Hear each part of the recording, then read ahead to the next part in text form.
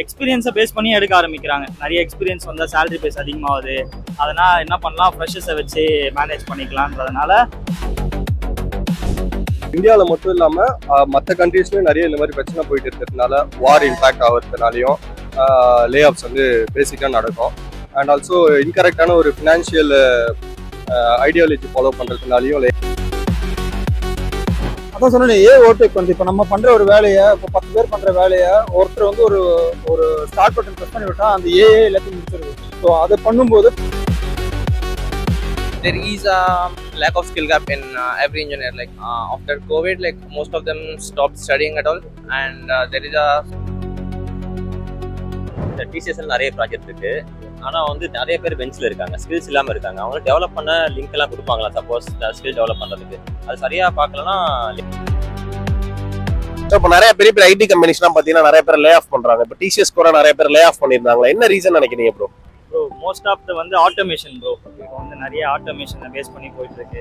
அதனால இப்போ ஏஐலேருந்து நிறையா வரதுனால மேபி அதனாலே இருக்கும். எக்ஸ்பீரியன்ஸை பேஸ் பண்ணி எடுக்க ஆரம்பிக்கிறாங்க. நிறைய எக்ஸ்பீரியன்ஸ் வந்தால் சேலரி பேஸ் அதிகமாகுது.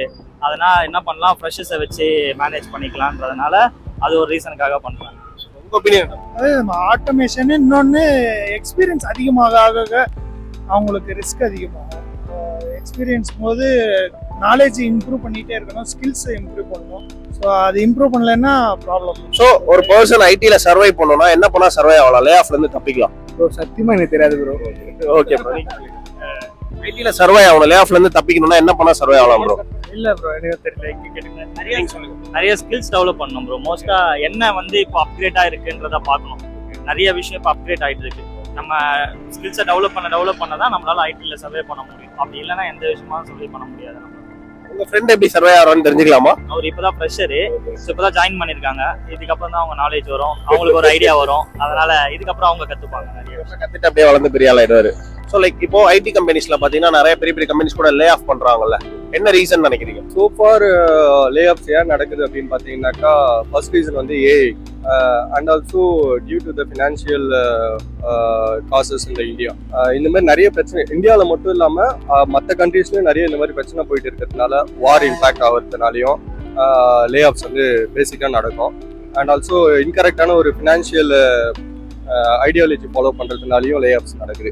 ஸோ நீங்கள் நினைக்கிற மாதிரி ஏஐ மட்டுமே வந்து லே ஆஃப் ரீசன் கிடையாது, அதை தாண்டி நிறைய ஃபேக்டர்ஸ் இருக்கு. So that's all. ஸோ லே ஆஃப்ல இருந்து நம்மளை தக்க வச்சுக்கணும்னா என்னென்ன விஷயங்கள்லாம் பண்ணால் தக்க வச்சுக்கலாம் ப்ரோ? ஆக்சுவலாக லே ஆஃப்லேருந்து நீங்கள் உங்களை ப்ரொடெக்ட் பண்ணணும் அப்படின்னாக்கா உங்களோட ஸ்கில்ஸ் வந்து அப்ஸ்கில் பண்ணிக்கிட்டே இருக்கணும், டெய்லி பேசிஸில் பண்ணிகிட்டே இருக்கணும். நம்ம வந்து ஏஐக்கு காம்படிட்டிவ் கிடையாது, ஹியூமன்ஸுக்கு தான் காம்படிட்டிவாக இருக்க போகிறோம்.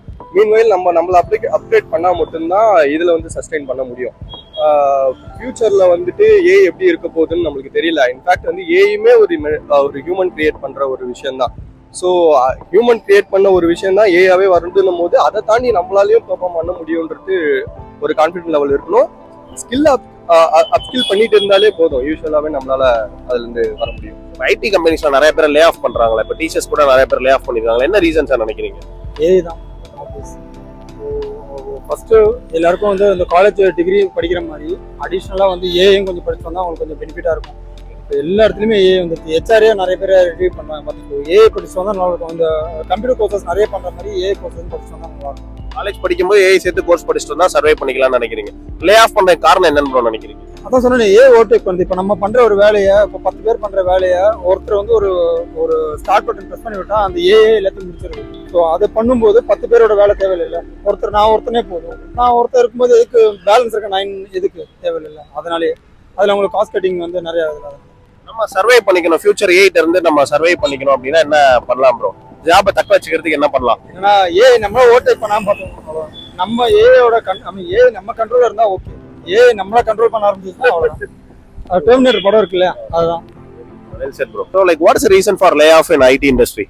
mostly as of me it is a skill gap actually, and the rise of AI, and it is not like AI replacing every job, but there is a lack of skill gap in every engineer. Like after COVID, like most of them stopped studying at all, and there is a lot of skill gap. People are like, it's okay, we can get a job. Like most of the employees settle for less. They won't aim high. So maybe employers were like they can pay everybody with such a base talent. Everybody needs at least specific talent. The talent which should set them high. If that is not coming, they can't let them stay for such long time. Maybe that would be the reason. How we can just survive from the layoff? Building right skills, of course, integrating AI. Yeah, The only thing we can just do, right? as of me. What is the reason for layoff in IT industry? Layoffs are not generally happening that much as of now, but it's only the thing is we need to upskill ourselves. If we don't upskill, then layoffs will happen. It is not about any AI or any other stuff. It is about our skills. In recent days, TCS like lay off most of the employees. Now, what is the reason for that? The reason, no one exactly aware about the reason, but only TCS management will be aware on that.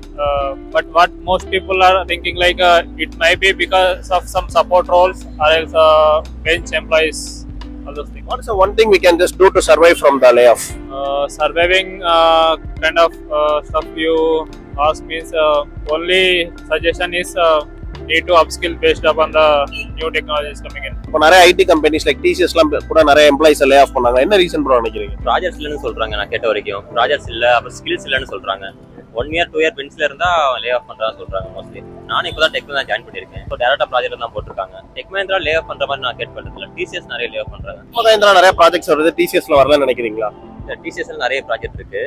ஆனா வந்து நிறைய பேர் பெஞ்சில் இருக்காங்க, skills இல்லாம இருக்காங்க. அவங்க develop பண்ண லிங்க் எல்லாம் கொடுப்பாங்களா சப்போஸ் ஸ்கில் டெவலப் பண்றதுக்கு? அது சரியா பார்க்கலன்னா லே ஆஃப் பண்ற மாதிரி நான் கேள்விப்பட்டேன். நான் ஸோ நம்ம லே ஆஃப்ல இருந்து நம்ம தப்பிக்கிறதுக்கு சர்வை பண்ணிக்கிறது என்னென்ன விஷயங்கள்லாம் பண்ணா சர்வை ஆகலாம் ப்ரோ? லேட்டஸ்ட் டெக்னாலஜி படிக்கணும் ப்ரோ. மோஸ்ட்லி ஏஐ தான் ப்ரிஃபர் பண்றாங்க.